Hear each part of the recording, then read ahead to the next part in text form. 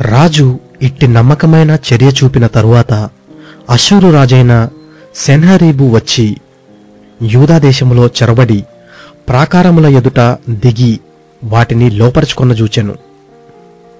సన్హెరీబు దండెత్తి వచ్చి యెరూషలేము మీద యుద్ధము చెయ్యనుద్దేశించి ఉన్నాడని హిజ్కియా చూచి పట్టణము బయటనున్న ఊటల నీళ్లను అడ్డవలనని తలచి తన అధిపతులతోనూ పరాక్రమశాలులతోనూ యోచన చేయగా వారతనికి సహాయం చేసిరి.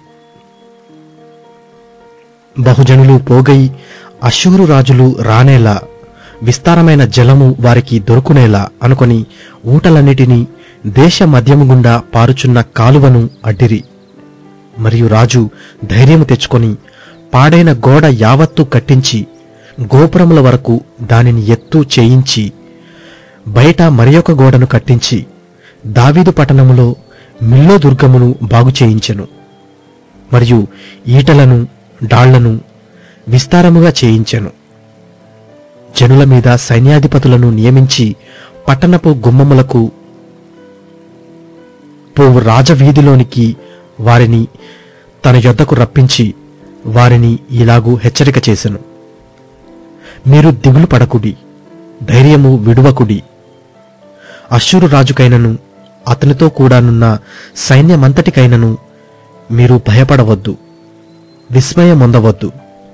అతనికి కలిగి ఉన్న సహాయము కంటే ఎక్కువ సహాయము మనకు కలదు.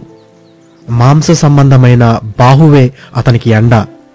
మనకు సహాయము చేయుటకును మన యుద్ధములను జరిగించుటకును మన దేవుడైన యెహోవా మనకు తోడుగా ఉన్నాడని చెప్పగా జనులు యూదారాజైన హిజ్కియా చెప్పిన మాటలయందు నమ్మికయుంచిరి.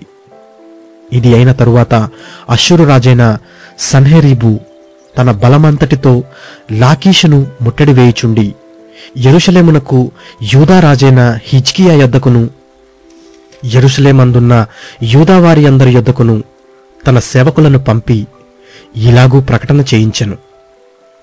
అష్షూరు రాజైన సన్హెరీబు సెలవిచ్చినదేమనగా, దేని నమ్మి మీరు ముట్టడి వేయబడి ఉన్న యెరూషలేములో నిలుచుచున్నారు? కరువు చేతను దాహము చేతను మిమ్మును చంపుటకై మన దేవుడైన యెహోవా అష్షూరు రాజు చేతిలో నుండి మనలను విడిపించునని చెప్పి హిజ్కియా మిమ్మును ప్రేరేపించుచున్నాడు గదా. ఆ హిజ్కియా మీరు ఒక్క బలిపీఠం ఎదుట నమస్కరించి దానిమీద ధూపము వేయవలనని యూదావారికిని యెరూషలేము వారికిని ఆజ్ఞ ఇచ్చి యెహోవా ఉన్నత స్థలములను బలిపీఠములను తీసివేయువాడు కాడా? నేనును నా పితరులను ఇతర దేశముల జనులందరికిని ఏమేమి చేసితిమో మీరెరుగరా? ఆ దేశ జనుల దేవతలు వారి దేశములను నా చేతిలో నుండి ఏమాత్రమైనను రక్షింపచాలియుండెనా? మీ దేవుడు మిమ్మును నా చేతిలో నుండి విడిపింపగలడనుకొనుటకు నా పితరులు బొత్తిగా నిర్మూలము చేసిన ఆయా దేశస్థుల సకల దేవతలలోనూ తన జనులను నా చేతిలో నుండి విడిపింపగలిగిన దేవుడొకడైనను యుండెనా? కాబట్టి ఇప్పుడు హిజ్కియా చేత మీరు మోసపోకుడి, మీరు ఇట్టి ప్రేరేపణకు లోబడకుడి, అతని నమ్ముకొనకుడి. ఏ జనుల దేవుడైనను ఏ రాజ్యపు దేవుడైనను తన జనులను నా చేతిలో నుండి గాని నా పితరుల చేతిలో నుండి గాని విడిపింపలేకపోగా మీ దేవుడు నా చేతిలో నుండి మిమ్మును మొదలే విడిపింపలేక పోవును గదా అనెను. అతని సేవకులు దేవుడైన యెహోవా మీదను ఆయన సేవకుడైన హిజ్కియా మీదను ఇంకను పేలాపనలు పేలిరి. అదియుగాక ఇతర దేశముల జనుల దేవతలు తమ జనులను నా చేతిలో నుండి ఏలాగున విడిపింపలేకపోయిరో అలాగున హిజ్కియా సేవించు దేవుడును తన జనులను నా చేతిలో నుండి విడిపింపలేకపోవునని ఇశ్రాయేలు దేవుడైన యెహోవాను నిందించుటకును ఆయన మీద అపవాదములు పలుకుటకును అతడు పత్రికలు వ్రాసి పంపెను. అప్పుడు వారు పట్టణమును పట్టుకొనవలెనన్న యోచనతో ప్రాకారము మీదనున్న యెరూషలేము కాపురస్తులను బెదిరించుటకును నొప్పించుటకును యూదా భాషలో బిగ్గరగా వారితో ఆ మాటలు పలికిరి. మరియు వారు మనుష్యుల చేతి పని అయిన పూజనుల దేవతల మీద తాము పలికిన దూషణలను యెరూషలేము యొక్క దేవుని మీద కూడాను పలికిరి. రాజైన హిజ్కియాయును ఆమోజు కుమారుడైన యెషయా అను ప్రవక్తయును ఇందును గురించి ప్రార్థించి ఆకాశము తట్టు చూచి మొరపెట్టగా యెహోవా ఒక దూతను పంపెను. అతడు అష్షూరు రాజు దండులోని పరాక్రమశాలులందరినీ, సేనా నాయకులను, అధికారులను నాశనము చేయగా అష్షూరు రాజు సిగ్గునొందిన వాడై తన దేశమునకు తిరిగిపోయెను. అంతటా అతడు తన దేవుని గుడిలో చొచ్చినప్పుడు అతని కడుపున పుట్టిన వారే అతని అక్కడ కత్తిచేత చంపిరి. ఈ ప్రకారము యెహోవా హిజ్కియాను, యెరూషలేము కాపురస్తులను అష్షూరు రాజైన సెన్హరీబు చేతిలో నుండి, అందరి చేతిలో నుండి రక్షించి అన్ని వైపులను వారిని కాపాడినందున అనేకులు యెరూషలేములో యెహోవాకు అర్పణలను, యూదారాజైన హిజ్కియాకు కానుకలను తెచ్చి ఇచ్చిరి.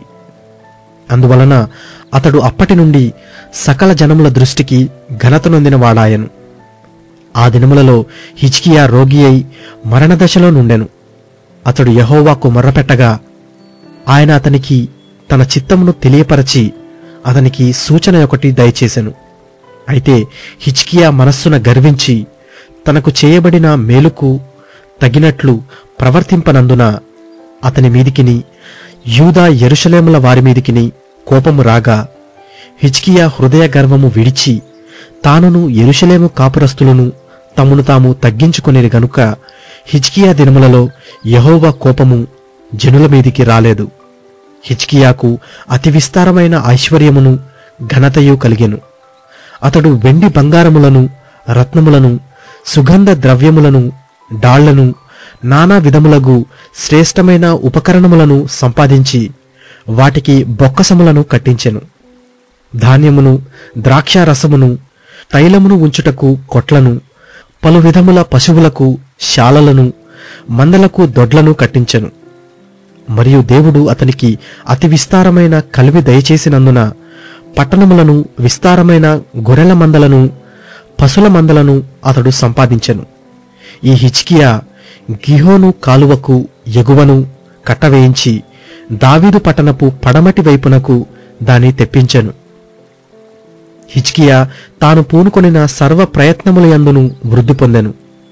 అతని దేశము ఆశ్చర్యముగా వృద్ధి నొందుటను గూర్చి విచారించి తెలుసుకొనుటకై బబులోను అధిపతులు అతని యొద్దకు పంపిన రాయబారుల విషయములో అతని శోధించి అతని హృదయములోని ఉద్దేశమంతయు తెలుసుకొనవలనని దేవుడతని విడిచిపెట్టెను.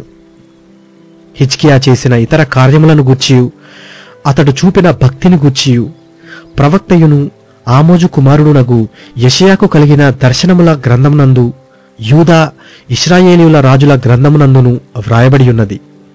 హిజ్కియా తన పితరులతో కూడా నిద్రించగా జనులు దావీదు సంతతి వారి శ్మశాన భూమియందు కట్టబడిన పై స్థానమునందు అతని పాతిపెట్టిరి.